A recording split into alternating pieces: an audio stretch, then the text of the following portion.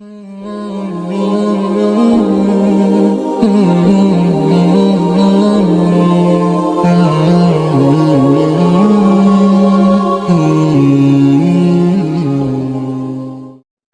murid, wahai orang yang ingin dekat dengan Allah, fi tanzihi qalbik, di dalam membersihkan hatimu. Bersihkan dari apa? Min khaufil khalqi, dari takut kepada makhluk. Jadi hati kita itu kalau ingin dekat kepada Allah, bersihkan hati kita, jangan takut kepada makhluk, tapi takutlah kepada Allah. Wa minat tama', dan bersihkan hati kamu dari sifat tama' fihim, kepada makhluk Allah. Jangan tamak kepada mereka, jangan minta-minta kepada mereka. Tuh, jangan minta-minta kepada mereka. Kalau mau minta itu kepada Allah, jangan minta kepada makhluk. Kenapa? Kenapa dilarang minta kepada makhluk? Fa inna dzalika, karena sesungguhnya meminta-minta kepada makhluk itu yahmilu 'ala sukun, akan membawa kamu, artinya akan menyebabkan kamu nanti itu akan diam, alal batil, terhadap sesuatu yang batil. Jadi kalau kamu sudah makan harta orang, artinya kalau orang sudah berbuat baik kepada kamu, ngasih kamu duit, kalau dia berbuat jahat, kalau dia berbuat salah, kamu tidak bisa ngomong untuk negur dia. Ini Ustaz kasih contoh. Misalnya ada seseorang ini duitnya banyak, jangan kamu minta duit dia. Karena kalau kamu minta duit dia, kamu sudah makan jasa dengan dia, dia sudah berjasa kepada kamu, karena dia sudah memberikan hartanya kepada kamu, memberikan duitnya kepada kamu. Ketika dia melakukan kesalahan, kamu mau negur tidak enak. Kenapa? Sudah makan jasa dengan dia, sudah berhutang budi dia kepada kamu. Ya. Apalagi contohnya? Contoh, ada seseorang membuka tempat maksiat, jangan ambil duit dari dia. Kenapa? Karena kamu tidak bisa mengatakan yang hak itu hak, yang batil itu batil. Ketika dia berbuat salah, kamu mau ngomong, tidak enak, udah makan duit dia. Makanya kata beliau, jangan tamak, jangan minta dengan makhluk. Karena kalau dia berbuat salah, kamu mau menegurnya tidak Tapi kalau kamu tidak makan jasa orang, tidak berhutang budi dengan orang, ketika dia berbuat salah, kamu bisa negur. Ketika dia berbuat batil, kamu bisa nasihatkan. Kenapa? Karena kamu tidak berhutang budi kepada dia. Kamu tidak ada mengambil, meminta daripada harta yang dia miliki. Itu yang pertama. Jangan tamak, jangan minta kepada orang, karena kamu akan diam, tidak bisa menegur dia kalau dia salah. Yang kedua, kenapa jangan minta kepada orang? Jangan, kenapa? Karena itu akan menyebabkan alal mudahanah wa alal mudahanah fiddin, dan dia akan meremehkan kamu pada urusan agama. Ya, apalagi kalau yang punya ilmu agama, ya, ustaz, orang alim, jangan minta-minta sama orang. Karena kalau minta, nanti orang itu akan meremehkan agama. Jadi ustaz diremehkan, ilmu agama tidak dia hormati. Kenapa? Karena dia punya duit dan dia bisa memberi ustaz-ustaz, sehingga ustaz-ustaz diremehkan oleh dia. Makanya kalian nih perhatikan, kalian calon ustaz dan calon ustazah, calon orang alim dan alimah, ulama, amilat, amilin, alim, amilat, ya. Ulama, amilin, alimat, amilat, ya, calon-calon penerus dakwah Rasulullah SAW. Nah, kalian nanti itu usahakan, perhatikan ya pesan Ustaz, usahakan jangan kalian minta-minta dengan orang. Kalau bisa jangan berhutang budi dengan orang, minimal jangan minta-minta dengan orang.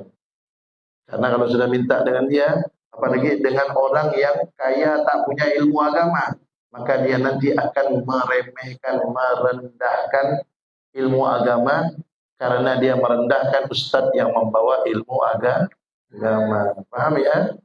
Nah, paham. Ilmu itu mulia. Ilmu itu agung, jangan direndahkan, jangan minta-minta. Kemudian yang ketiga, kenapa jangan minta-minta dengan orang? Karena itu akan membawa ala tarkil amri bil ma'ruf wan nahyi 'anil munkar. Karena dengan begitu kamu nanti akan meninggalkan amar ma'ruf nahi munkar. Amar ma'ruf artinya mengajak orang untuk berbuat baik, itu akan kamu tinggalkan. Wan nahyi 'anil munkar, dan untuk mencegah kemungkaran kamu tinggalkan. Kenapa kamu tidak amar ma'ruf nahi munkar? Kenapa kamu tidak mengajak orang untuk berbuat baik? Kenapa kamu tidak mencegah orang berbuat kemungkaran? Karena mulut kamu sudah ditutup dengan duit. Maksudnya kamu sudah makan duit orang, sudah makan makanan dari duit orang, sehingga kamu tidak bisa amar ma'ruf nahi munkar. Makanya coba kita lihat ulama terdahulu. Dan ulama sekarang juga banyak ya. Banyak ulama sekarang ya. Di antaranya guru-guru kita Al-Habib Zaid Baharun, Habib Segaf Baharun, beliau-beliau. Itu juga guru beliau Abu Yasid Muhammad Al-Maliki, Habib Rizik ya. Itu di antaranya beliau-beliau itu ulama yang tak bisa dibayar. Ya. Ulama yang tak bisa disogok. Jadi kalau ada orang berbuat salah, beliau bisa menasehati. Kenapa? Karena beliau tidak makan jasa dari orang-orang itu. Sehingga kalau orang-orang itu salah, mereka bisa nasihati. Yang repot itu kalau sudah makan duit mereka, makan jasa mereka, tidak bisa amar ma'ruf nahi munkar. Nah, kemudian wa kafa bihi dhullan li sahibihi, dan cukuplah minta-minta itu, tamak itu menjadi kehinaan bagi orang yang mempunyai sifat tamak. Dari pondok ni belajar udah oleh. Ya, sebelum kalian keluar dari pondok ni udah belajar. Jangan dikit-dikit temannya punya makanan minta, yang banat. Nah, jangan gini kan tangannya, kelihatan aurat. Auratnya kalian ini batasnya, pergelangan tangan. Jadi kalau duduk tangannya tuh kelihatan. Gini kan kalau mau gini ya. Jadi dari pondok kalian belajar nih. Belajar jangan suka minta punya orang. Ya, kalian kalau suka minta punya orang, sedikit-sedikit kawannya dapat makanan minta. Kawanan dapat makanan minta. Nanti kalian diremehkan sama kawannya. Jangan, itu belajar dari pondok ini. Pondok ini mahallut tarbiyah. Pondok ini tempat pendidikan. Jangan biasakan minta-minta sama orang. Nah, tapi kalau kalian yang dapat makanan, jangan pelit. Bagi sama teman. Orang yang pelit itu, apa kata Nabi Muhammad? Al-bakhil ba'idun minallah, ba'idun minan nas, ba'idun minal jannah, qaribun minan nar. Orang yang pelit itu ba'idun. Al-bakhil kata Nabi, orang yang pelit ba'idun, jauh minallah, dari Allah. Jauh dari Allah, Allah tidak suka. Makanya tidak ada yang bisa jadi wali kalau punya sifat pelit. Walaupun dia rajin ibadah, walaupun dia rajin tahajud, walaupun tiap hari dia baca Quran 10 juz misalnya, walaupun dia rajin zikir, salawat, kalau pelit tidak bisa jadi wali. Kenapa? Jauh dari Allah. Yang kedua apa kata Nabi? Ba'idun minan nas, jauh dari manusia. Orang tidak suka sama dia. Kalian suka punya teman pelit? Tidak suka. Orang tidak suka dengan orang yang pelit. Yang ketiga apa kata Nabi? Ba'idun minal jannah, jauh dari surga. Yang keempat, qaribun minan nar, dekat dengan neraka. Itu orang yang pelit. Orang yang dermawan kebalikannya. Dekat dengan Allah, dekat dengan manusia, dekat dengan surga, jauh dari neraka. Nah, berbagi ya. Kalau dapat makanan dari orang tuanya, kiriman, orang tuanya jenguk, dapat makanan, dapat sambal, dapat kue, dapat makanan, bagi sama teman-temannya. Dengan begitu orang akan senang kepada kalian. Terutama Allah dan Nabi Muhammad senang dengan kalian. Itu berbagi. Jangan kita meminta, usahakan jangan minta. Karena kalau minta itu dapat merendahkan dan membuat kita diam atas amal ma'ruf nahi munkar. Dan itu merupakan kehinaan. Jadi tamak kepada orang tuh, kalau temannya punya makanan, oh dia paling cepat minta. Itu tuh kehinaan kata beliau. Kehinaan. Orang punya sifat seperti itu, tamak, serakah, kata orang putih selak. Tahu selah. Nah, itu tuh hina. Itu suatu kehinaan kata beliau. Li'anna tujuh balik. Li'annal mu'mina, karena orang yang beriman itu azizun, mulia. Orang yang beriman itu mulia. Mulia dengan apa? Bi Rabbihi, mulia dengan Tuhannya Allah. La yaqafu, orang yang beriman itu tidak takut. Wala yarju ahadan, dan tidak berharap kepada seorang pun siwahu, selain Allah Subhanahu wa taala. Jadi orang yang beriman itu di antara sifatnya dia mulia dengan Allah, dia tidak minta-minta kecuali kepada Allah Subhanahu wa taala.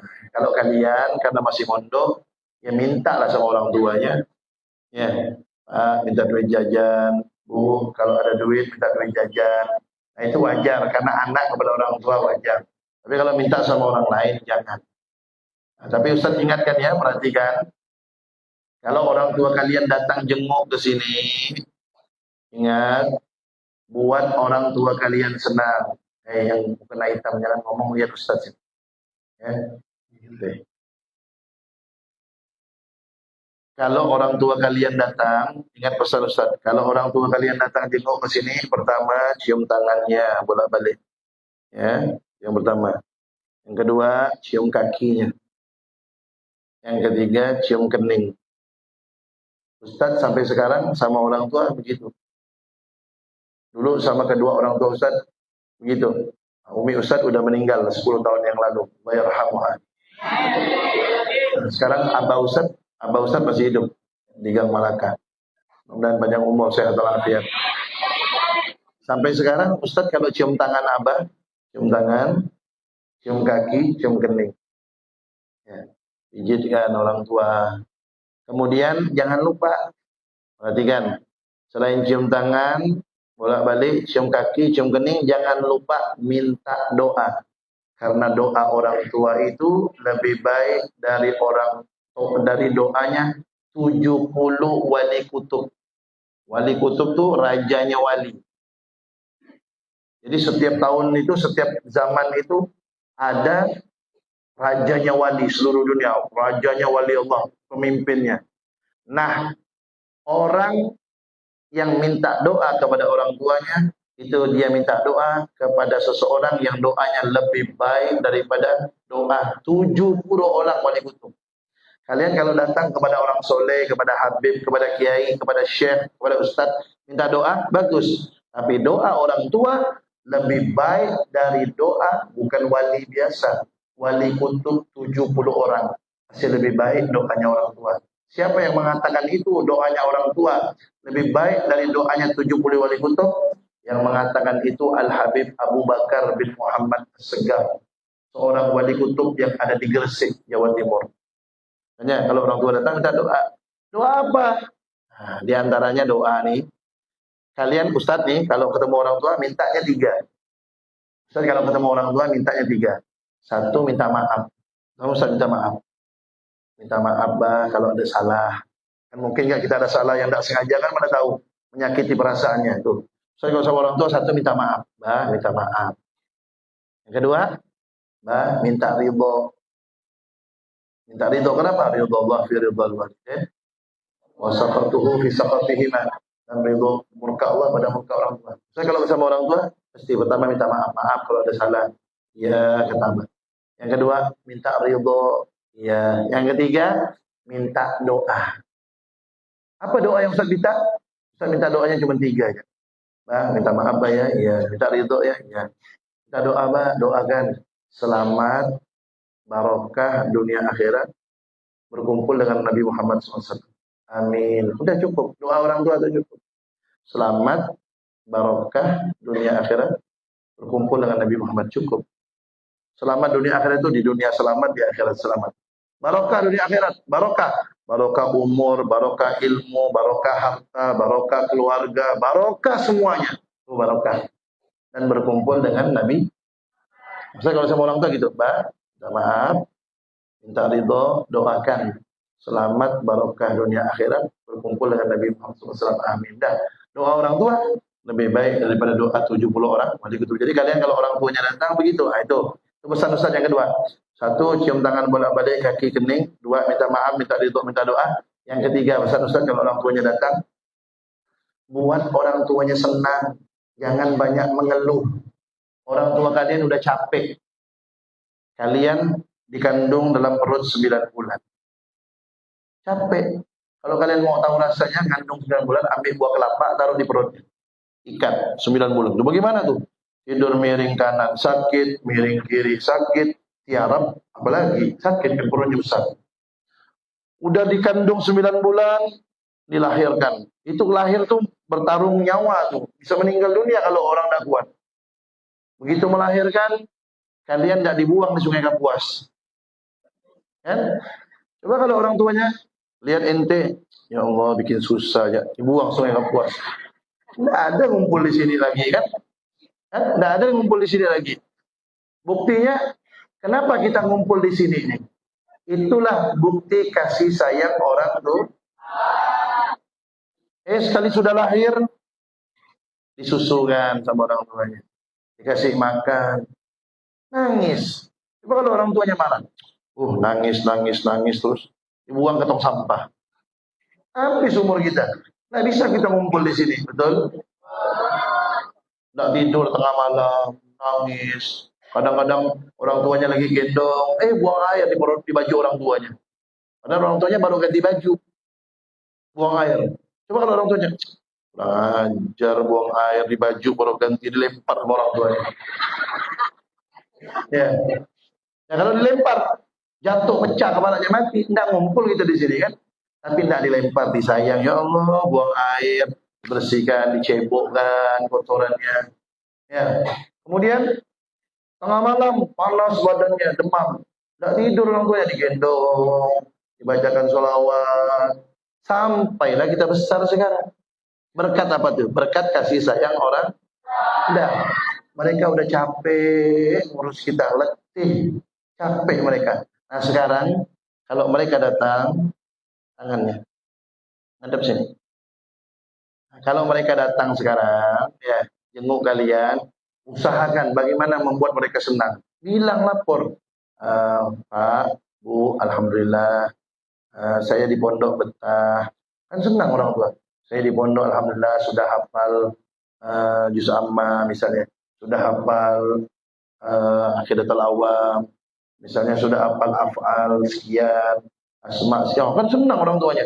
Jadi selama ini capeknya, letihnya terbayarkan, terhibur dengan apa? Dengan anaknya mempunyai hafalan-hafalan dan betah di pondok. Senang orang tuanya. Kalau orang tua senang, Allah pun senang. Kalau orang tua ridho, dapat ridho Allah. Kalau dapat ridho Allah, maka hidupnya barokah dunia akhirat. Paham ya? Itu aja pesan Ustaz 3. Orang tua datang, cium tangan bolak-balik, cium kaki, cium kening. 2, minta maaf, minta ridho, minta doa. Yang ketiga, senangkan. Jangan ngadu, jangan mengeluh. Orang tua udah capek, jangan minta tambah capek kan. Di pondok ndak enak, sedih orang tuanya. Udahlah mereka cari di luar duit itu capek, susah cari duit di luar untuk ngirimkan kalian. Tahu-tahu sampai di pondok, pengen ketemu sama kalian, pengen bergurau, pengen makan bersama, pengen tertawa, pengen bercanda, tahu-tahu ngeluh. Sedih lagi orang tuanya. Udahlah capek selama ini besarkan kalian. Udahlah capek cari duit di luar. Datang ke pondok, lihat anaknya, ngeluh. Wah, tambah badannya capek, pikirannya pun capek, pikir orang tua. Nah, makanya cukup orang tua capek di luar, datang ke pondok, melihat kalian, hibur dia. Hibur dengan apa? Hibur dengan laporan-laporan yang baik, sehingga dia pun capek dan pusingnya hilang, terobati dengan ungkapan-ungkapan yang baik dari kalian. Paham tuh ya Allah? Begitu. Nah, kan kalian juga nanti kan insya Allah punya anak. Kalian punya anak kan insya Allah kalian akan masukkan ke pondok kan, betul? Nanti ketika kalian, nanti ketika kalian masukkan anak kalian ke pondok, kalian pasti ingin ketika kalian datang ke pondok, anak kalian memberitahu, bah hafalan ini bah, Umi hafalan ini Mi, alhamdulillah betah di pondok, alhamdulillah saya punya teman yang baik, alhamdulillah saya hafal ini. Kan kalian kepengen anak kalian begitu kan nanti? Nah, kalian dulu yang begitu sama orang tuanya. Apa kata Nabi Muhammad? Birru aba'akum tabirrakum abna'ukum. Kata Nabi Muhammad, berbaktilah kalian kepada orang tua kalian, niscaya anak-anak kalian nanti akan berbakti kepada kalian. Jadi kalian kalau mau tahu bagaimana nanti anak saya memperlakukan saya, kalau kalian mau tahu anak kalian bagaimana memperlakukan kalian, lihatlah bagaimana kalian memperlakukan orang tua kalian kepada sekarang ini. Kalau kalian sekarang menyenangkan orang tua, berbakti kepada orang tua, membahagiakan orang tua, nanti anak kalian juga begitu. Tapi kalau sekarang, naudzubillah dzalik, ada yang menyusahkan orang tuanya, menyakitkan hati orang tua, siap-siap nanti anaknya juga akan membalas seperti itu. Apa kata Nabi? Kama tadinu tudan. Sebagaimana kamu berbuat, kamu juga akan diperlakukan seperti itu. Ya, kalau mau nanti anaknya berbakti, jadi orang baik, orang alim, kalian dulu yang berbuat seperti itu. Nah, kemudian wa in wasalaka ahadun min ikhwanikal muslimin bima'rufin, dan jika sampai wa in wasalaka, dan jika sampai kepadamu ahadun, seseorang, min ikhwanikal muslimin, dari saudaramu orang Islam, bima'rufin, dengan kebaikan. Jadi kalau ada seseorang orang Islam berbuat baik kepada kamu, min wajhin tayyibin, dengan cara yang baik, fakhudhu, maka ambil. Jadi kalau ada orang berbuat baik nih, ngasih hadiah kepada ente, ambil, minta jangan. Kalau dikasih hadiah dengan cara yang baik, ambil. Tapi kalau dengan cara yang tidak baik, jangan diambil. Ada orang ngasih hadiah dengan cara lempar, udah diambil nih, itu jangan diambil, tidak baik itu. Tapi kalau dia ngasih tanpa diminta, dan ngasihnya pun dengan cara yang baik, fakhudhu, kata beliau, ambil. In kunta muhtajan ilaih, kalau kamu butuh dengan hadiah itu, kamu ambil, tidak apa-apa, ambil.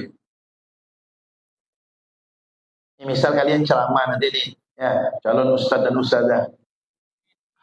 Kalian ceramah atau khutbah atau mengajar, jangan minta, apalagi menargetkan. Kalau kalian pesan sama kalian, kalau kalian nanti diundang orang ceramah, khutbah, atau diundang orang mengajar, jangan sekali-kali menargetkan. Walaupun ditanya, misal, Pak Ustaz, mau undang Pak Ustaz ceramah nih, atau Ustazah mau undang Ustazah ceramah nih, berapa amplopnya? Jangan sekali-kali bilang, oh sekian, tak boleh itu.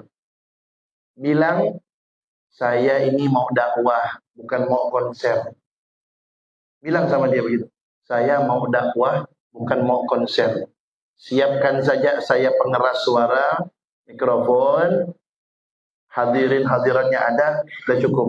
Nah, kalau selesai ceramah, kalau selesai khutbah, kalau selesai mengajar dikasih, terima. Kalau minta jangan. Apalagi sampai menentukan tarif, jangan. Karena ini dakwah, bukan konser. Nah,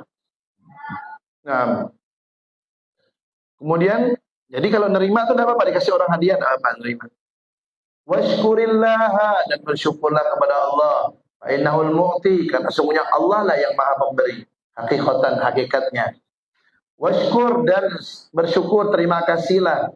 Man awsalahu ilaik, orang yang menyampaikan pemberian Allah itu kepada kamu.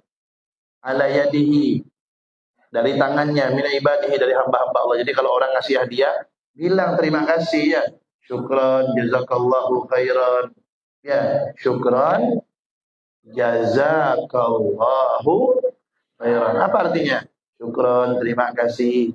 Jazakallahu, semoga Allah membalasmu khairan, dengan kebaikan.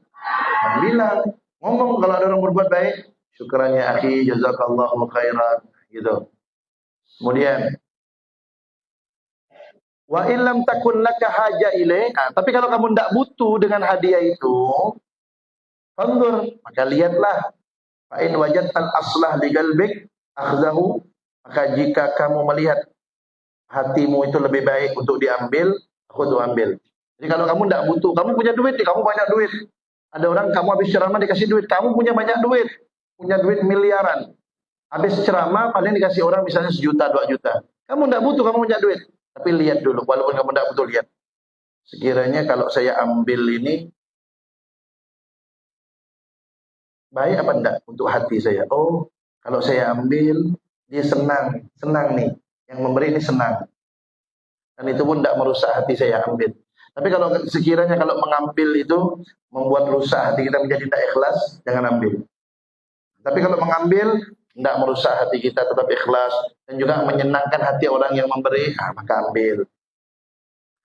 Fa in wajadtal asla digal aw raddahu, atau kamu melihat ini lebih baik ditolak isian ini. Misalnya ada orang ngundang ente ceramah nih, ada orang ngundang kalian ceramah di pondok pesantren lah misalnya. Itu pondok pesantren lagi mau dibangun. Kalian ceramah. Kalian punya duit.